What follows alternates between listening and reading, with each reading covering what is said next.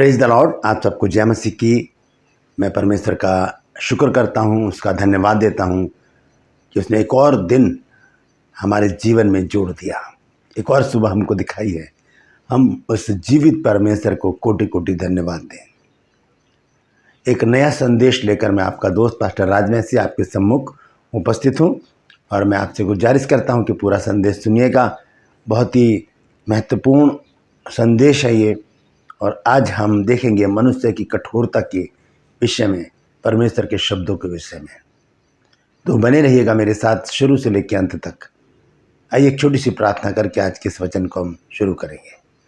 प्रभु जी, मैं धन्यवाद देता हूँ आज की सुबह के लिए जो तूने दिखाई है। प्रभु जी, धन्यवाद देता हूँ प्रभु जी कि तूने हमें संभाला, हमें जीवित रखा, सही सलामत रखा।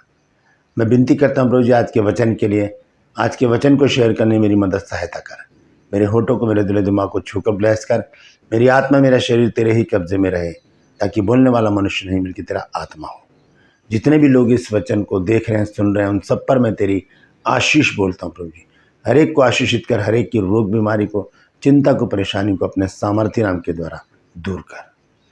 जितने भी लोगों ने प्रभु जी कल प्रेयर रिक्वेस्ट भेजे थे प्रभु जी, उन सबको मैं तेरे सम्मुख लेकर आता हूँ। सबके जीवन में अद्भुत और बड़े काम कर, आश्चर्य कर्म कर प्रभु जी।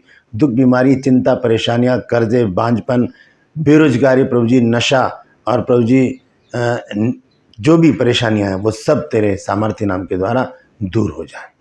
धन्यवाद देता हूँ प्रभु, तेरे मेरी प्रार्थना को सुन लिया। प्रभु यीशु के नाम से मांगते हैं, आमीन। Praise the Lord. तो आज के वचन को शुरू करने से पहले मैं आपसे गुजारिश करता हूं कि आप अपनी प्रेयर रिक्वेस्ट भेजते रहिए, ताकि हम आप लोगों के लिए प्रार्थना करते रहें। परमेश्वर अद्भुत चमत्कार, अद्भुत काम आपके जीवन में करे, आश्चर्य कर्म करे और आप अपने जीवन में बड़े कामों को देख सकें। जिनके भी जीवन में प्रार्थनाएं सुनने जाने के बाद आश्चर्य कर्म होते हैं वो हमें ज़रूर बताएं, ताकि हम इस वीडियो में, किसी भी वीडियो में उस बात को शेयर कर सकें। Praise the Lord. तो आज का जो वचन है वो हम देखेंगे परमेश्वर किस प्रकार से हमारी हर एक बात को सुनता है। एक वचन है बाइबल में जिसमें लिखा है कि आज यदि तुम उसका शब्द सुनो तो अपने मन को कठोर ना करो। इब्रानियों 3 अध्याय उसके 7 पद में लिखा है ये। और भी 2-3 जगह लिखा है, मैं आगे चलकर आपको खोलकर बताऊंगा। तो लिखा है कि आज यदि तुम उसका शब्द सुनो तो अपने मनों को कठोर ना करो। आज का मतलब, चाहे ये बाइबल 2000 साल पहले लिखी गई हो, चाहे 6000 साल पहले लिखी गई हो, जहाँ आज लिखा है तो उसका मतलब परमेश्वर प्रेजेंट में हमसे बात कर रहा है, अभी बात कर रहा है। वो आज ही की बात है। तो ध्यान से सुनिएगा, क्योंकि ये एक आदान प्रदान वाली क्रिया है कि वचन में लिखा है याकूब 4 अध्याय के 8 पद में कि परमेश्वर के अधीन हो जाओ और शैतान का सामना करो तो वो तुम्हारे पास से भाग निकलेगा। और आगे लिखा है कि परमेश्वर के निकट आओ तो वो भी तुम्हारे निकट आएगा। हम आगे बढ़ेंगे, परमेश्वर भी आगे आएगा। तो पहला स्टेप जो है वो हमारा है, हमें करना होगा। तो हम देखते हैं बाइबल में, जब हम बाइबल को पढ़ते हैं बहुत ही गंभीरता से, बहुत गहराई से जब हम अंदर जाते हैं बाइबल के, तो परमेश्वर का वचन हमें कुछ ऐसी बातें बताता है जिसे देखकर हम अपने आसपास के परिवेश में, चर्च में ऐसे लोगों को देखते हैं जो अभी भी कठोर बने हुए हैं।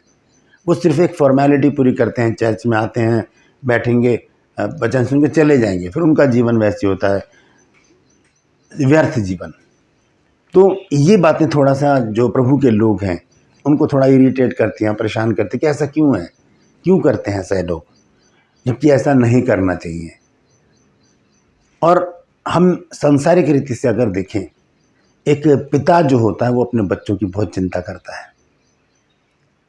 बच्चों को कभी आपने देखा कि मॉल में जाकर वो खरीदारी कर रहे हो, दुकानों पे जाकर कुछ खरीद कर लेकर आए, और राशन खत्म हो गया तो छोटे छोटे बच्चे राशन खरीद के लेकर आ रहे हैं? नहीं, ये माता पिता की जिम्मेदारी है, ये बड़ों की जिम्मेदारी है। ये बड़ों की जिम्मेदारी है कि वो इस काम को करें।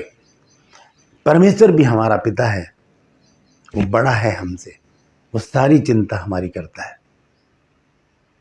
पतरस ने लिखा है, पहला पतरस 5 अध्याय के 7 पद में, कि अपनी सारी चिंता उसी पर डाल दो क्योंकि उसे तुम्हारा ध्यान है, वो हमारा ध्यान रखता है।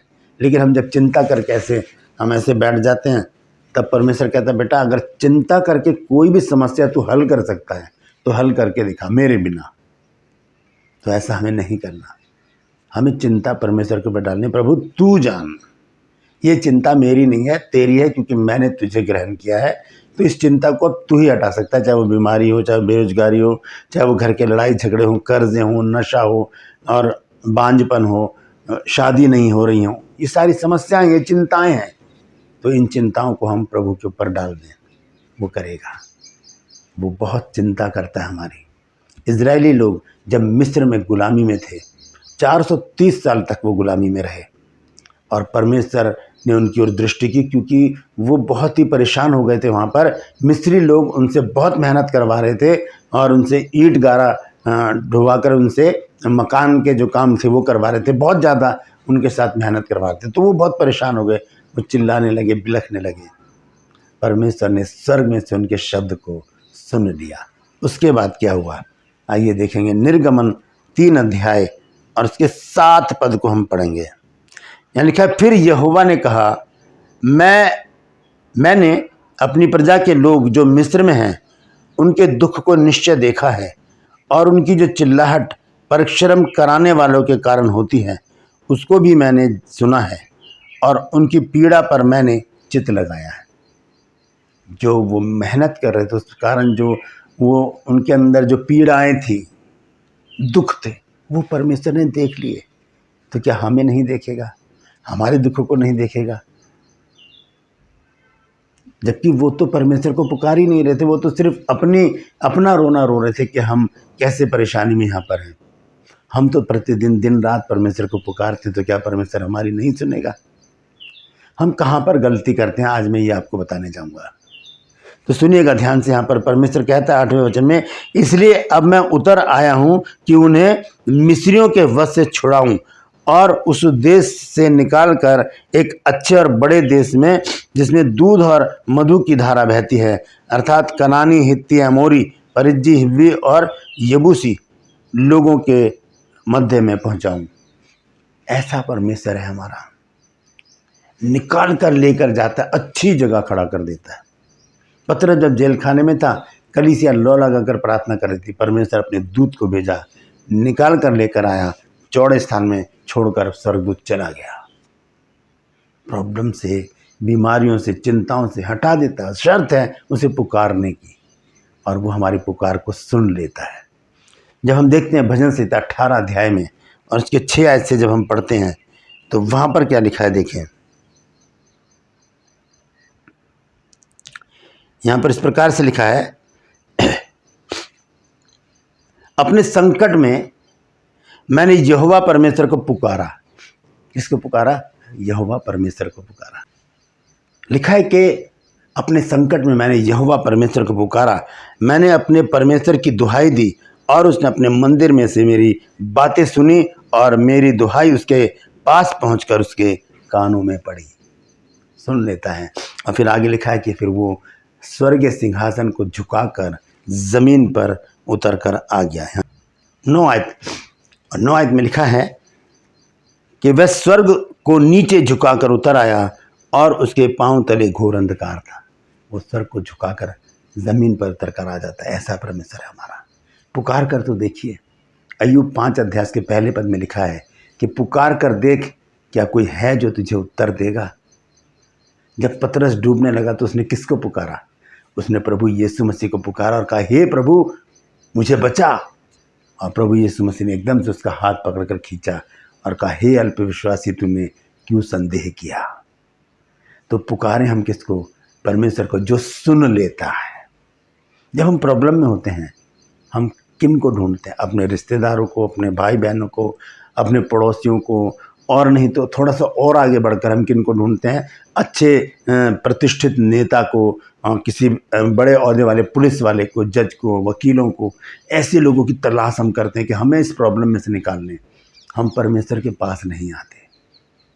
जब बीमार पड़ जाते हैं तो अच्छे से अच्छा डॉक्टर, बड़े से बड़ा हॉस्पिटल और जान पहचान ढूंढते कि तुम्हारी इस हॉस्पिटल में जान पहचान है, यार हमें इलाज करवाना है। जान पहचान तो हमें परमेश्वर से करनी चाहिए, वो तुरंत हमारी सुन लेता है। वो तो सुन लेता है, क्या हम सुनते हैं? आइए इसके अब दूसरे रुख को देखते हैं। जैसे मैंने बताया था आपको, इब्रानियों 3 अध्याय के 7 पद में क्या लिखा है। यहाँ पर लिखा है,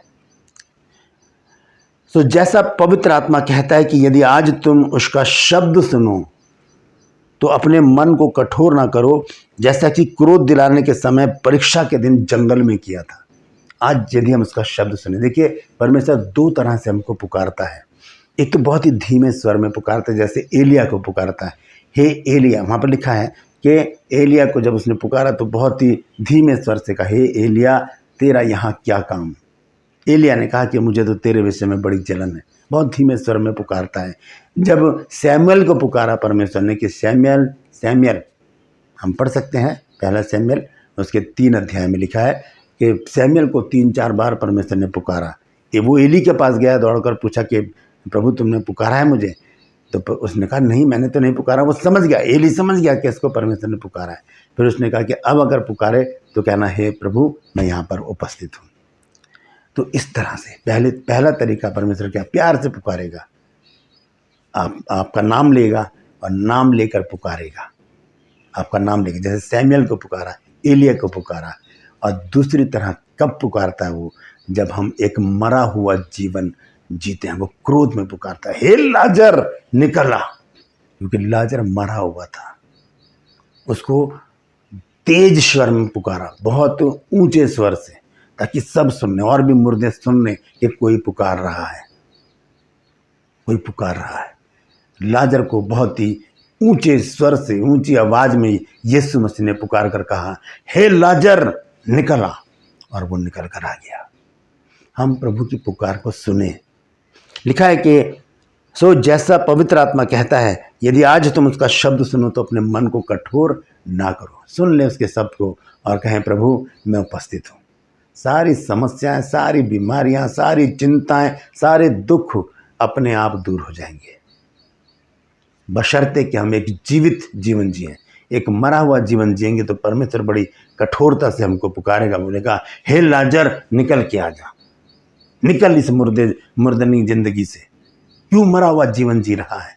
क्यों संसार के लोगों की तरह जी रहे हैं? लोग, आप सड़क पे चले जाइए, लोग भाग रहे हैं, स्कूटी पे, कारों में, इधर उधर भाग रहे हैं लोग। एक मरा हुआ जीवन जी रहे हैं, उनके अंदर आत्मा नहीं है। चल फिर तो रहे हैं लेकिन एक मुर्दा जीवन है। लेकिन जब हम प्रभु में आ जाते हैं, प्रभु हमें जीवन देता है। हालेलुया। तो यहाँ पर लिखा है कि सो जैसा पवित्र आत्मा कहता है कि यदि आज तुम उसका शब्द सुनो तो अपने मन को कठोर ना करो, जैसा कि क्रोध दिलाने के समय और परीक्षा के दिन जंगल में किया था, जहाँ तुम्हारे बाप दादों ने मुझे जांचा परखा और 40 वर्ष तक मेरे काम देखे। इस कारण मैं उस समय के लोगों से रूठा रहा। देखिए आपकी बाइबल में अगर आप पढ़ेंगे तो वहाँ लिखा होगा क्रोधित रहा, लेकिन क्रोधित शब्द नहीं है वहाँ पर, रूठा रहा।